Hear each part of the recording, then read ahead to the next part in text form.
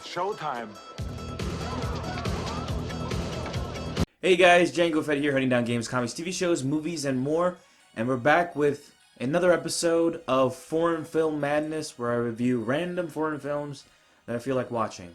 So this one is a favorite of mine, and that is The Raid Redemption, or The Raid 1, as there will be a second movie over here.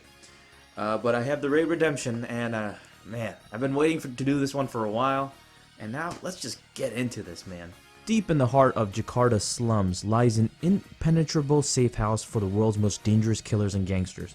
Until now, the rundown apartment block has been considered untouchable.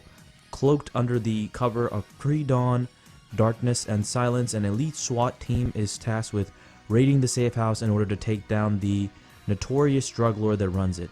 But when a chance encounter with a spotter blows their cover and news of their assault reaches the drug lord, they find themselves stranded on the 6th floor with no way out. The unit must fight their way through the city's worst to survive their mission.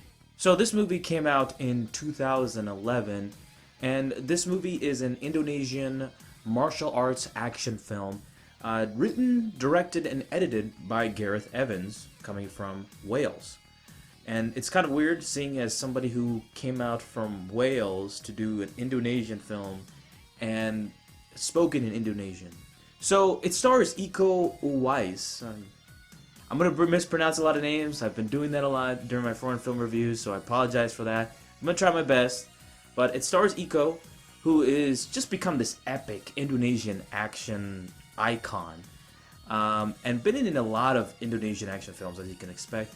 Like The Raid 2, The Night Comes For Us, Headshot, which I still need to see, and even an American movie called Mile 22, which I've heard not very good things about. It also stars Joe Taslim and Yaya Ruyan, who have also been in many other films together as well. So pretty much, these Indonesian police expect to do a raid on a building complex ruled by a crime boss. They find it's a trap, as they ascend up and up, and are forced to go up and up more on every level to go and get the boss and end it all. So it's a very basic plot, but it works. The training involved seemed very grueling, as they needed military training too, and each fight scene was brilliantly choreographed with, the shooting sequences and then hand-to-hand sequences. And I haven't seen great martial arts like this in a long time. And the present era just can't do it, or even attempt to do it, and just replace it with CGI everywhere. Unfortunately, I'm looking at you, China. Just a lot of work and effort dedicated to each fight scene, and the focus is not on this new martial arts style, Salat, but on a mix of different styles like Judo and many other styles.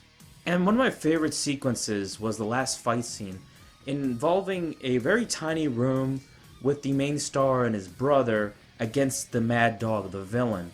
And it was easily my favorite, as it's just such a claustrophobic little sequence, and it's such a tiny room, but it was just so brutal. It blows my mind how they prepared this tiny room and they have just 3 guys in it, and it just felt incredibly claustrophobic. And I just loved it. It's just one of the most incredible fight sequences ever. I am disappointed that the behind the scenes didn't actually, take a good look into the scene alone, as it's just absolutely jaw-dropping. But yeah, I wanted to know more about this, as everything involved with this just seemed amazing to me. But they severely glossed it over. I was really disappointed by that. Only on the behind the scenes part. And also, interestingly, Mike Shinoda of Linkin Park and Joe Trapanese, who did Tron Legacy, who assisted with the Tron Legacy soundtrack, they did the soundtrack for this.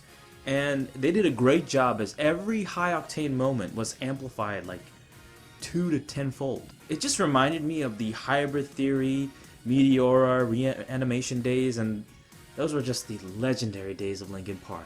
Now, I will say the film is very bland-looking, and it's not very colorful. But what's happening on screen does grab your attention and keeps your attention the whole time.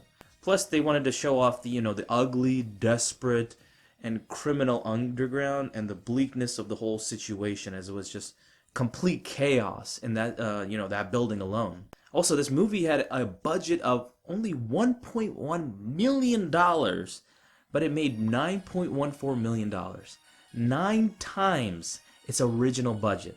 That's insane. It just also shows that indie films that have these small budgets that dedicate a lot of time and effort and put a lot of heart and soul actually make a great product. Unlike Hollywood nowadays. Now, something I also didn't know was that Gareth Evans' first film in Indonesia was not this one, but another film called Merandu in 2009 with Iko Uwais as well, and introduced the Pencak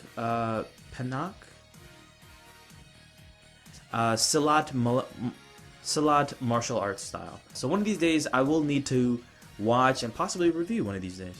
Who knows? And a few months after Sony acquired the North American distribution rights, it was announced a Hollywood remake for the American audience was announced, starring Chris and Liam Hemsworth, would be made. But as of yet, we have not heard any new news of what's being involved. But it will be having Gareth Evans as producer and director, which is cool. But such a different twist. Would that even work? I don't think so. I really don't. Not nearly on the same level as the original. So I didn't really want to go too much into the film and explain it, because I feel like it's something you need to watch yourselves.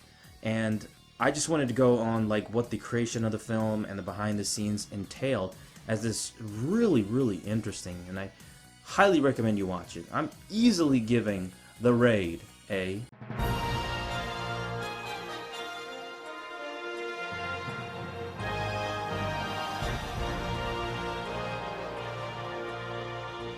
So you probably noticed that I have a Judge Dredd shirt on, and there's a reason for that. I watched Dredd as of late to see the comparisons between The Raid and the Dredd movie, because I fucking love this movie. This movie actually came out in 2012 and has a very similar presence in which two judges go to a complex to apprehend someone, only to be trapped and are forced to go up to get the head honcho evil guy to end it all. Or evil girl, I should say. So it has the same premise, but both are radically different movies. I would argue and say that the story and plot is much better in this one and more intriguing than The Raid, to be honest. But I still love both movies in their own ways and respect them both. Both films are around like 1.5 hours, around that range, which is just a great movie length. Usually it's like 2 hours. I think it's good enough. 2.5 hours is like a little bit too much. But I think 2 hours, 1.5 hours is a good movie length. So, I've been dying for a sequel for Dredd. And, we had The Raid 2, which I will be talking about soon. Oh, man. But with Dredd, we never had the sequel, and there's been a downfall of that because the movie didn't have the huge expectations that I think it was Lionsgate who made the movie wanted the movie to be, as they didn't do enough marketing. They marketed it pitifully, and usually it's like double the amount of the original budget goes into marketing. They did a quarter of that based on the budget alone. Quarter of that budget, not the original budget, but there's a separate budget for the marketing costs, and that was like nearly half that amount for the production budget.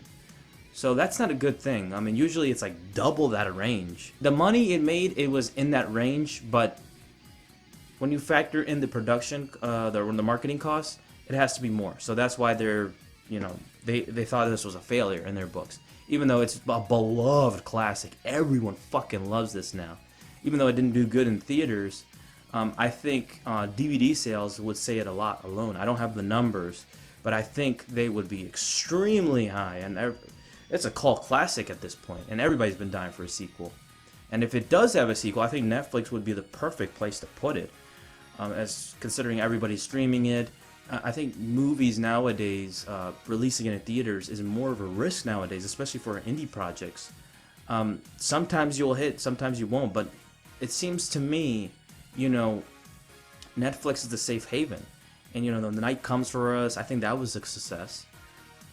I think most indie films, most, smaller, bigger films can find huge success in Netflix alone.